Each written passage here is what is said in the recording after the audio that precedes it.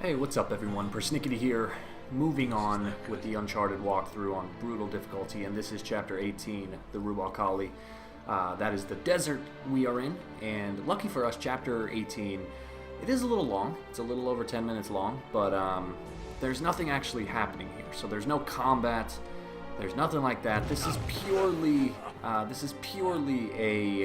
an experience. It's not meant to be an actual combat level or anything like that. It's just meant to be a level that adds to the experience of the game, to the narrative and to the visuals and everything like that. I mean, they really did do a good job. You know, you're looking at like a blank desert.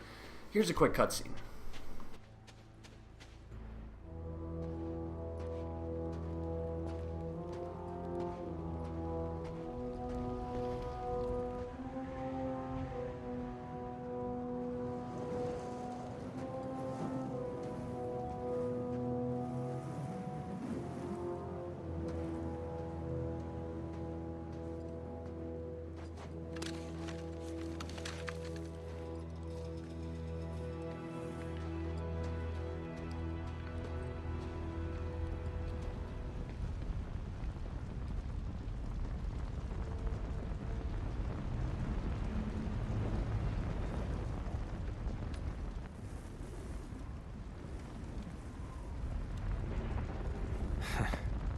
Perfect.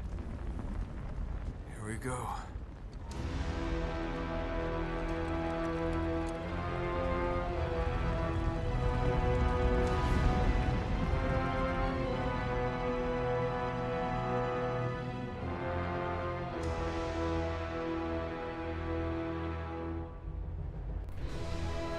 Alright, so yeah, like I was saying, all you have to do in this level is walk. You basically just have to walk in really any direction except for this first part. This first part, the game does want you to travel to the right side of the screen, and you do kind of have to follow the camera.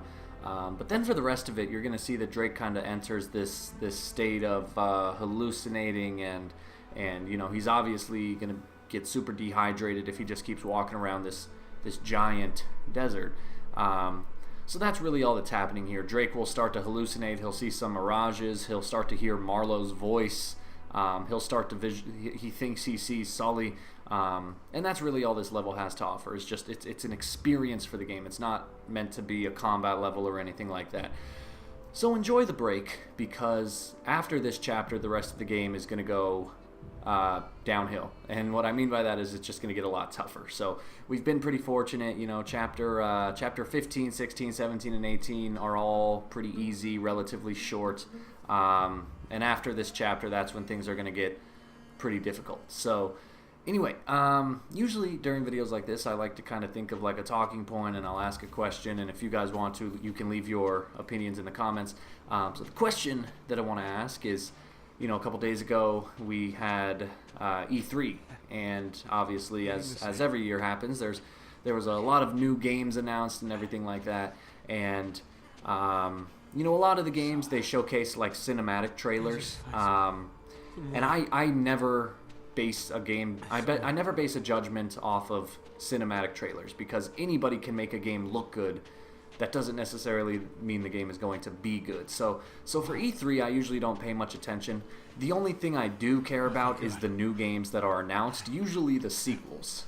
So in this case, the question I kind of want to ask you guys is, what from E3 are you most excited about? Is it a new game? Is it a remaster like Crash Bandicoot? Or is it a sequel or anything like that? Or maybe your favorite thing was like the new system, like the Xbox One X, which I personally am not a fan of, but I'm curious to know what your favorite part of E3 was. So go ahead and leave your opinions in the comments below. You gotta be kidding me. For me, my favorite thing, you'd think based on my channel, you'd think my favorite thing was Uncharted Lost Legacy, because we got a story trailer, and I think they even revealed a little bit of gameplay, some more gameplay. But no, my favorite thing was the announcement of The Evil Within 2. And that's for a number of reasons. The Evil Within was a very good game. I really enjoyed it. I thought it lived up to all the hype. It was definitely one of my favorite games of 2014. But, and this is a good thing, but it was terrifying. And since I beat it the first time, I have not played it again. I haven't played it a second time. I haven't played any of the DLC. Simply because the game was so terrifying, it gave me one of the worst nightmares I've ever had in my life. And so I kind of decided not to play the game again. And so one of the reasons I'm glad that there's a sequel is, one, because it's a sequel to a very good game. So I have high hopes. And based on what I've seen so far with the brief amount of gameplay, and they released a story trailer and a couple cinematic things, based on all of that, it looks really good. It looks like they kept kind of the same mechanics and the same theme from the first game, but they got a lot more imaginative with the enemies and the monsters. The story looks like it's going to be a bit more clear and clear up a lot of things from the first game that I know confused me. That game had a very, very complex plot line. But on another note, the reason I'm excited is because, like a lot of people, a lot of people will typically replay the first game anytime a sequel is announced. And so that's going to be the case for me now that Evil Within 2 is going to be coming out in October. I'm going to be revisiting the first game, not only for myself, but now that I have a YouTube channel, I'm also thinking about bringing that game to the channel. So I've actually had a couple people ask me if I plan on doing an Evil Within Akumu walkthrough. So Akumu is the one-hit mode where if you get hit once, you die. And so that's another reason why I'm excited, because since the sequel is announced, it gives me a reason to replay the first game, and if I'm going to replay the first game, I figure I might as well make a walkthrough for it. Now, I'm not 100% sure that's going to happen yet, because there are a couple games on my list right now. I want to finish Uncharted 4 before Lost Legacy comes out. There's a game called Get Even coming out pretty soon that I'm excited for. There's another game that comes out in July. It's called Black the Fall. That looks like a fun little game. Not necessarily sure if it's a YouTube game, but it looks like a fun game to play either way. And then, of course, there's going to be Crash Bandicoot. That's very special to me. Crash Bandicoot 3 is the first video game I ever played, and so I'm very excited for that. I'm thinking about making a walkthrough for that. In particular, I'm thinking about making a 100% completion walkthrough, which would be pretty tough. I remember, playing that game as a kid.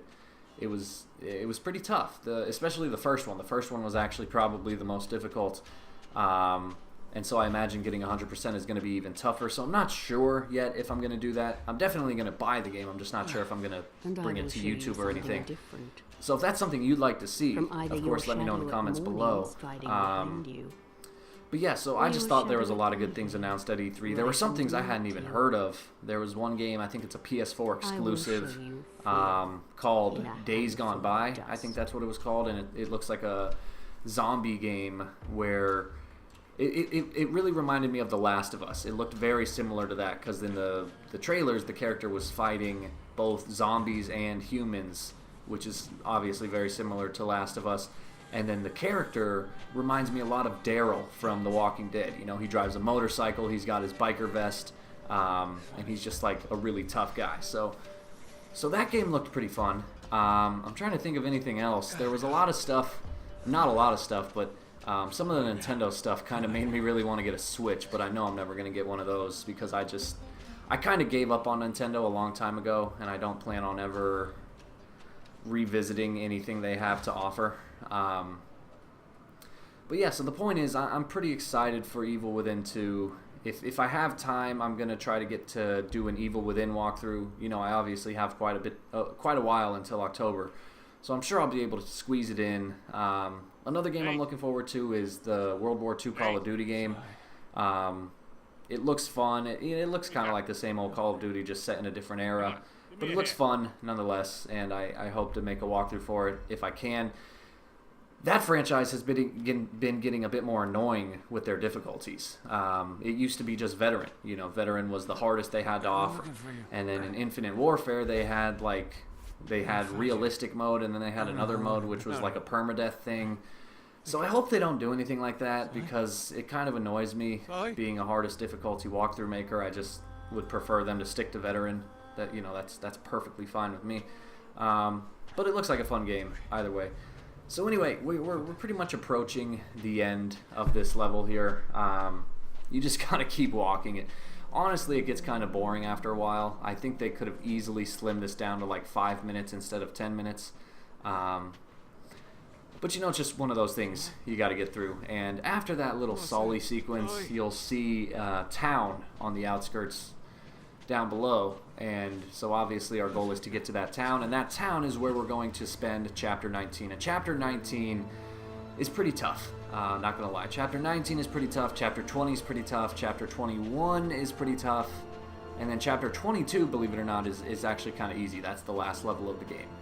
It's not super easy, but it's relative to the other ones, it's not that bad. And then of course we'll be done with the game. So anyway, go ahead and approach the top of this hill here and you will be done. So thanks guys for watching. Like and subscribe if you get the chance. Remember to leave in the comments below what your favorite thing from E3 2017 was. And yeah, I think that's everything. So I will see you in the next video. No. Oh, shit. It's a ghost.